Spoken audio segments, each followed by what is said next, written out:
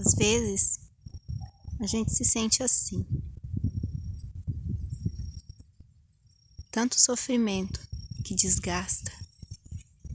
A gente fica como uma árvore seca, sem folhas, sem frutos, sem flores. E a gente se sente mal, porque a gente não vê o futuro. A gente não enxerga que o sofrimento vai passar. E pergunta por que Deus permite o sofrimento. Deus sabe o fim desde o princípio. E Ele enxerga que esse sofrimento vai servir para o nosso crescimento. Logo, os frutos podem começar a aparecer.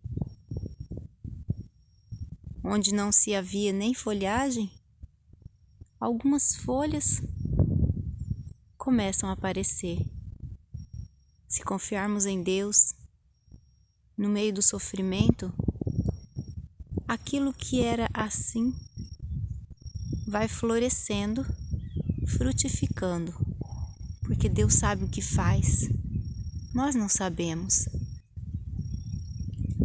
Precisamos entender que o nosso Deus age, e quando nós percebemos isso, tantos frutos começam a aparecer.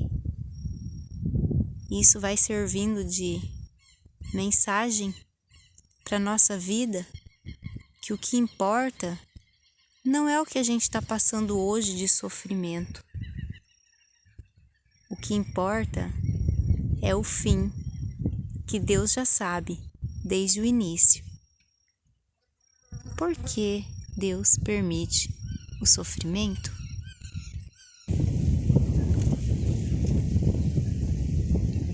Às vezes, a gente quer uma resposta quando a resposta é nós mesmos.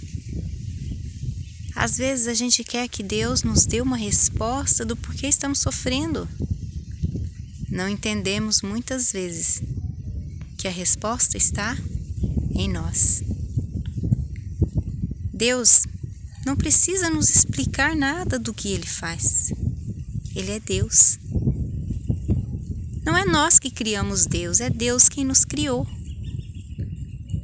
Não é Deus que precisa habitar no nosso universo, mas é nós que precisamos habitar no universo de Deus. É nós que precisamos explicar para Deus algumas coisas, como por exemplo, por que Ele permite que a gente respire quando a gente erra tanto e peca tanto? Porque no meio de tantos erros da nossa vida, Deus nos dá alimento, dá sono, porque Deus nos ama e cuida de nós, mesmo que nós somos tão falhos e pecadores. Se Deus fizer, Ele é Deus. Se não fizer, Ele continua sendo Deus.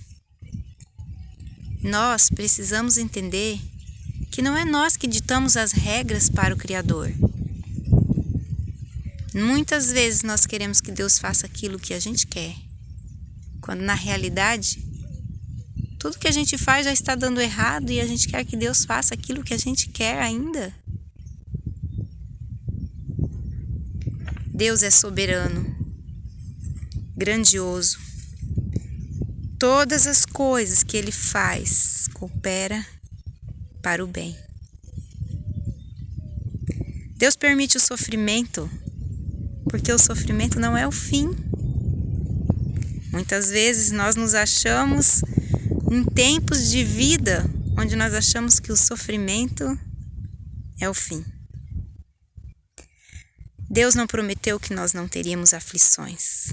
Ele só prometeu que iria conosco no meio das aflições. O Senhor Jesus disse: no mundo tereis aflições. Ele deixou bem claro para nós. Mas tem de bom ânimo. Eu venci o mundo. Jesus disse que no mundo teria aflições. Mas tenha ânimo. Eis que eu estou convosco todos os dias. Essa é a promessa. Os sofrimentos existem? Deus está aí junto com você. Talvez você vai passar pelo meio do mar, Deus vai abrir o mar. Talvez você vai andar sobre as águas, mas talvez você será engolido por uma baleia, um grande peixe, e vai atravessar o mar dentro desse grande peixe. Não importa como vai passar, Deus está aí.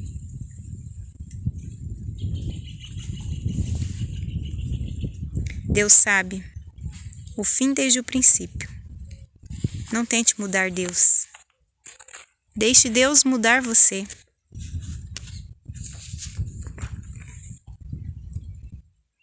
Deus age em você. Deus quer agir por você.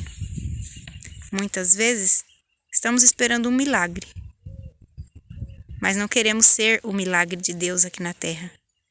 Muitas vezes esperamos as mãos de Deus na nossa vida para fazer transformações, mas não queremos ser as mãos de Deus aqui na terra para ser transformação na vida de outras pessoas. Achamos que nós agimos, quando na realidade quem age é Deus. Deus age e a gente reage.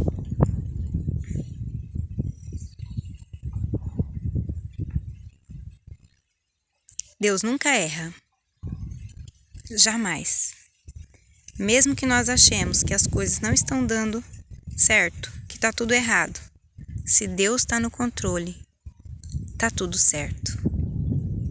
Deus é Deus. Tudo que Ele faz é bom. Confie nele.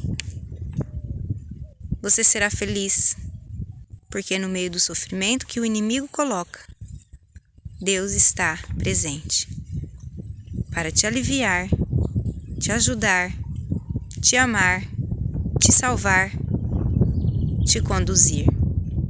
Confie. Deus no controle. Tá tudo certo. Porque o sofrimento existe, Satanás quem coloca. Porque Deus permite o sofrimento, porque o sofrimento não é o fim. Porque Ele não nos desampara jamais.